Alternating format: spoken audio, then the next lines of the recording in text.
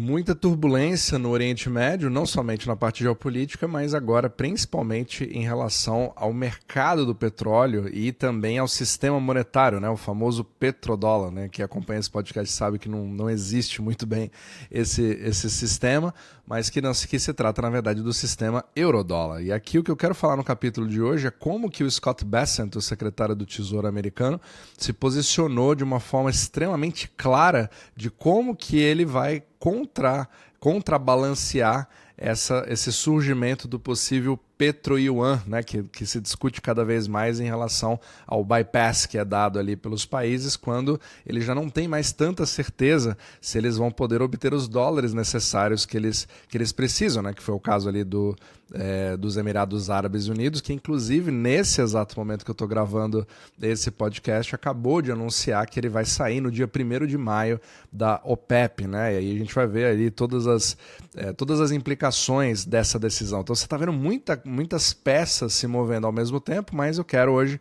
focar aqui um pouco mais nessa doutrina, talvez, do Scott Bessent, como que ele está pensando em relação a ser mais incisivo no uso do dólar de uma forma talvez mais pública para tentar contrabalancear isso ou impedir o crescimento de sistemas paralelos. Mas antes de mais nada, se você gosta desse tipo de conteúdo, né, sobre macroeconomia, liquidez global, toda essa guerra monetária que nós estamos vendo, baseado em todo esse caos global, você pode se inscrever aqui no nosso Substack, né, que diferente do YouTube, aqui é focado para as pessoas que querem realmente aprender da melhor forma possível, além dos vídeos que nós fazemos diariamente, de segundas a sextas-feiras, também temos aqui isso em formato de artigos e sem propaganda. Agora, se você quiser entender como que nós estamos investindo, a mudança que nós fizemos no nosso próprio portfólio, você pode acompanhar exclusivamente aqui no Substack, e eu publico vários dos movimentos que a gente faz aqui, etc., com os resultados. Então, todos os links estão na descrição abaixo e é totalmente gratuito de você começar. Então, esse tweet aqui do Scott Bessent é extremamente importante, a gente precisa destrinchar um pouquinho, porque ele fala claramente quais são as intenções aqui. Então, ele falou a seguinte coisa. Então, a gente teve discussões com países, né, inclusive os aliados do Golfo e da Ásia, falando sobre as linhas que a gente chama de dollar swap lines, ou seja, os swap lines, a gente já falou, inclusive do Fed Swap, né, que é uma das armas para prover liquidez no momento meio que de emergência, só que isso também pode ser feito pelo Tesouro. Então, essas linhas, elas são linhas que, em princípio, é um crédito.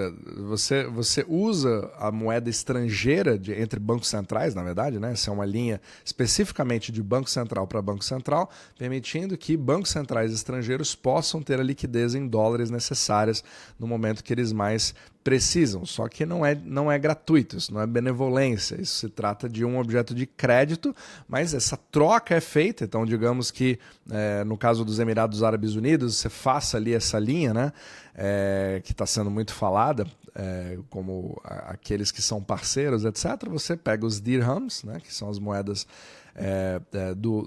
dos Emirados Árabes, e troca pelo equivalente em dólares, e aí tem uma data para você devolver, só que essa devolução tem juros em cima. Então, se você parar para pensar, é meio que o sistema eurodólar, mas dentro do ambiente dos bancos centrais, porque você vai precisar obter esses dólares para pagar de volta a sua dívida mais juros. Então, isso é uma forma de você criar uma demanda futura maior, exatamente como o próprio sistema eurodólar em si.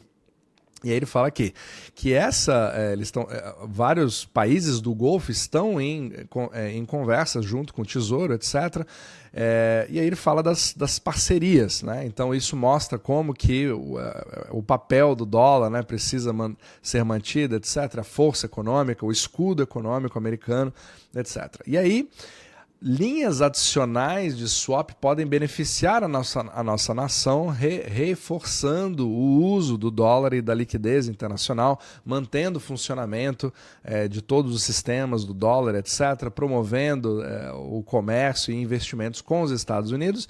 E em casos hipotéticos de estresse, ou seja, quando faltam esses dólares para você manter a sua economia de pé, a gente faz ali, você pode prevenir uma venda desordenada, né, de US assets, ou seja, de ativos dos Estados Unidos. Aqui ele está falando de bonds americanos, né, porque eles não querem que os bonds americanos sejam vendidos, etc. Ou a SP500, ou todos os instrumentos denominados em dólares, como o objetivo de obter a liquidez necessária. Então, quando você precisa de dólares, você vende os ativos. Isso é uma forma até de você manter a estabilidade da SP500, a estabilidade do colateral do euro-dólar, a estabilidade, inclusive, dos juros que os americanos pagam sobre sobre o mortgage, né, que é a hipoteca de 30 anos, que é muito baseada nos juros de 10 anos americanos.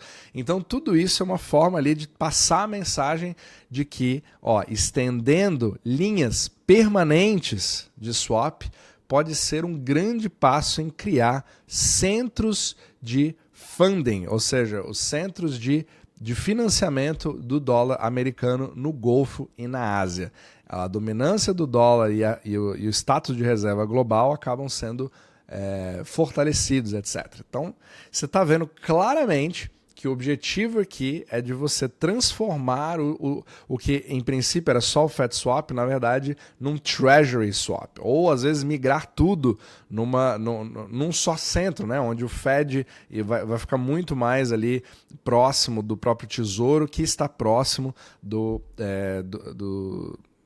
executivo, né, digamos assim, da administração Trump nos Estados Unidos. Então você vê o statecraft americano sendo feito, que eu falei, inclusive, no capítulo passado sobre a China, como os dois países estão ficando cada vez mais próximos nesse sentido. Então isso aqui é literalmente o uso da máquina para você poder manter a hegemonia do dólar. Mas o que isso está combatendo, né? Eu até fiz uma apresentação sobre um artigo que eu vi recentemente, na verdade ontem, né, sobre exatamente esse assunto, mostrando essa doutrina do Scott Bessent. E aí você consegue ver mais ou menos ali o cenário de onde isso vem. Então, o swap, seja ele Fed Swap, Treasury Swap, etc., ele, na verdade, está vindo como uma arma para poder combater qualquer tipo de crescimento de sistemas paralelos. Então, até então, simplesmente pela demanda, pela liquidez, pela necessidade de você obter dólares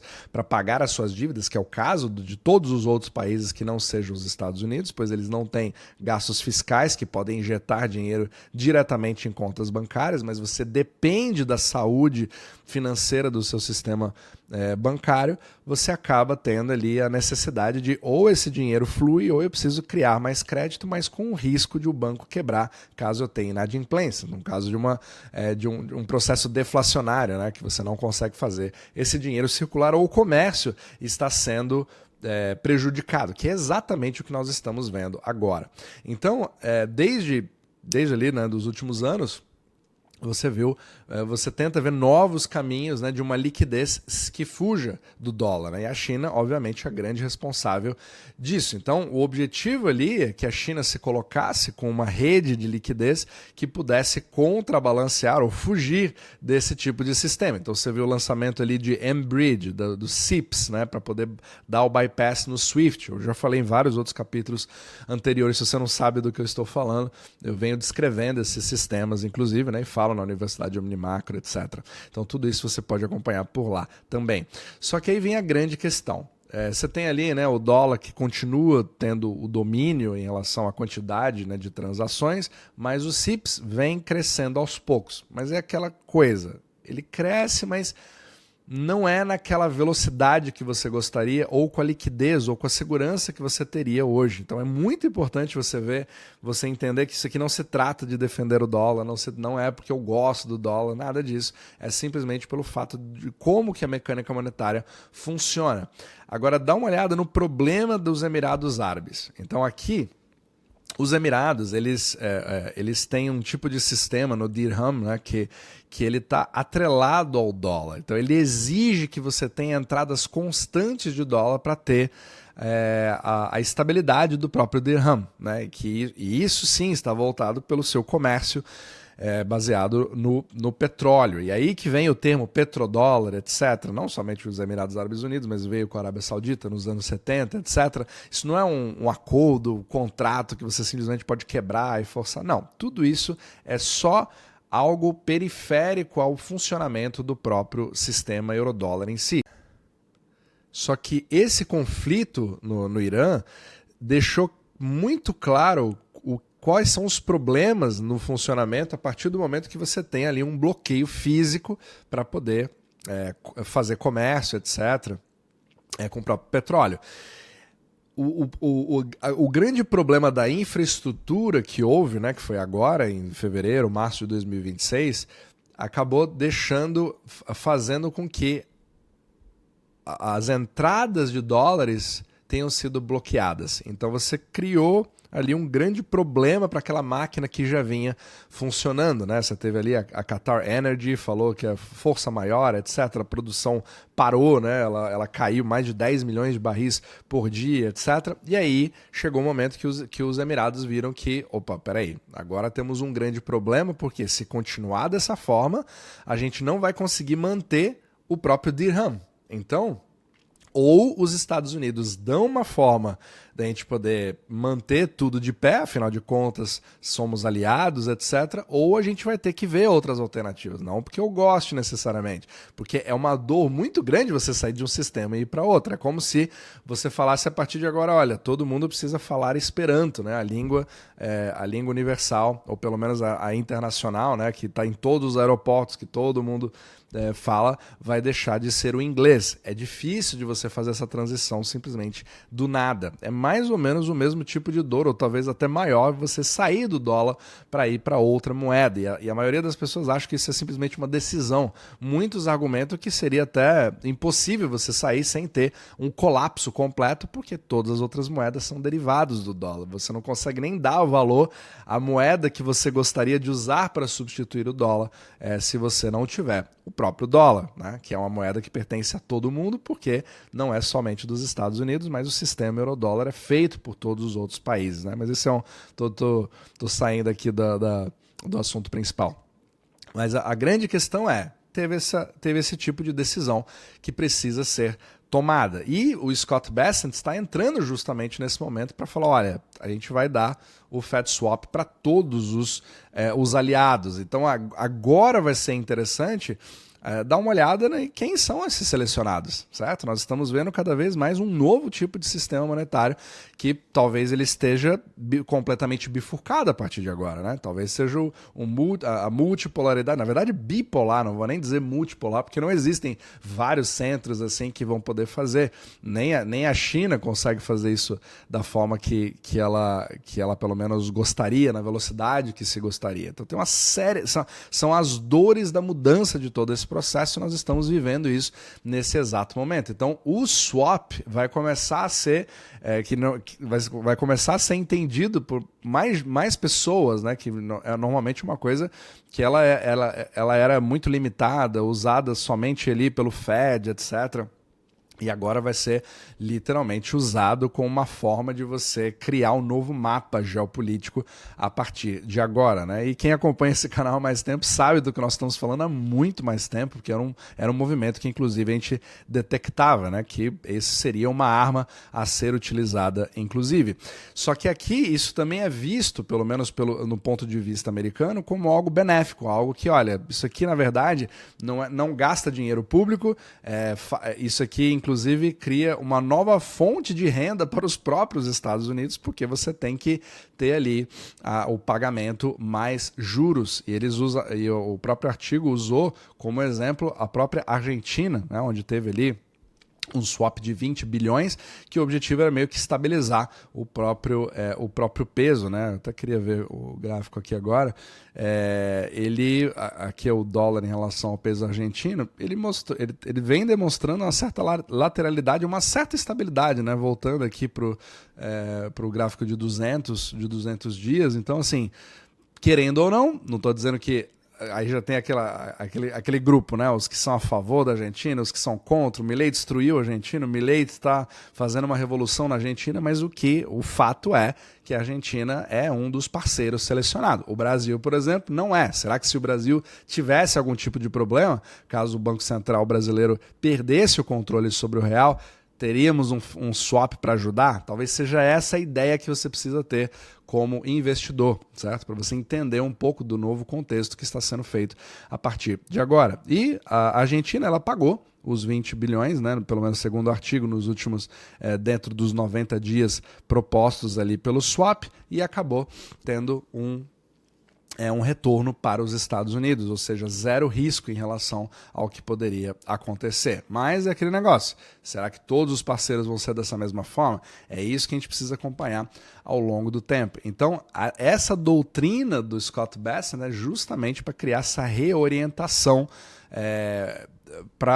que ficou meio solta depois de 1971. Então aqui não é porque ninguém é bonzinho, obviamente, o objetivo é você manter tudo isso de pé. Só que talvez o agravante que eu nem vou falar no capítulo aqui de hoje, mas que na minha opinião vai trazer muito mais contexto para isso, são os usos das novas ferramentas de stablecoins, né, fazendo com que nós tenhamos quase que um sistema euro-dólar 3.0, né, em relação ao que nós tínhamos antes, porque você consegue fazer o swap, principalmente em novas linhas cripto, né, que estão tendo uma adoção cada vez maior. Então, assim, a gente não sabe ainda quais são todas as consequências dessa guerra, né, porque você tem um sistema tentando surgir e o outro já tentando contra-atacar antes desse sistema começar a surgir. Então, assim, muito interessante. Né, toda essa questão, né, dos dois sistemas paralelos. Inclusive o artigo fala de várias outras coisas, inclusive, né, como que o grande objetivo do outro sistema, que seria um swap bilateral do yuan, né, que cria várias linhas para tentar promover o seu uso, etc. Só que ao mesmo tempo, assim, você tem a vontade por alguns, mas quase sempre são exemplos de países que estão sem soluções. Então, assim, o Irã não está usando o yuan porque ele adora a China, mas é porque é a única solução e o único país que demonstrou fazer esse tipo de coisa. Então, assim, vai ser legal ver se teremos mais países que vão ficar numa situação como essa, ou países dizendo assim, não, quer saber? Eu prefiro ficar do lado dos Estados Unidos porque eu prefiro estar no sistema que já é vigente e eu prefiro ser amigo do que ser inimigo. Não porque goste, mas porque também vai escolher ali talvez uma praticidade do que tentar um sistema novo. Só o tempo vai dizer, né? Então muitos vão correr para a China, não sei quantos, e muitos vão querer ficar nesse sistema. E talvez nós tenhamos ali um início de uma bem embrionário de uma coisa talvez mais bipolar. Mas lembrando, essa parte da esquerda depende da parte da direita para sobreviver, independente do que for feito ou quantos países escolham pela forma que a mecânica monetária funciona. Mas é muito importante a gente olhar aqui agora, a partir de agora, para você entender cada vez mais dos Fed swaps, dos Treasury swaps, dos volumes que vão sendo feitos para você poder definir o que vai acontecer, obviamente, com seus investimentos baseado no que ocorre com a liquidez do mundo.